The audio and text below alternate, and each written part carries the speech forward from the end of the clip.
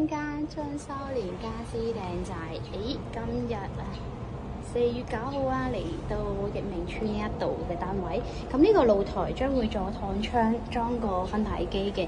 呢個位置會擺雪櫃，咁洗衣機係擺呢個位置。咁呢個門，然之後星盤呢度拆咗佢，做翻星盤400×600嘅。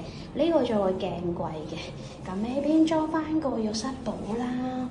然之後睇翻呢邊嘅出邊，之後咧去到個廚房，廚房咧我哋做個 L 型嘅地櫃，然之後吊櫃呢個 L 型嘅過去啦，咁條管就唔包嘅，方便維修。咁下邊嘅管啦，呢邊灶台要拆咗佢噶啦，條水喉改翻落嚟，加翻個熱水喉啦。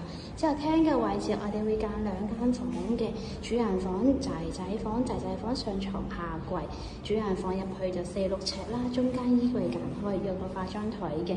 之後門口呢一度咧，做一個獅子櫃、書台或者係咁L 型嘅櫃，然之後梳化喺呢一邊，電視櫃就喺呢個位置度，電視櫃中間有個餐台，將你個冷氣機分體2批嘅擺喺呢度，穿出去露台嘅位置啦。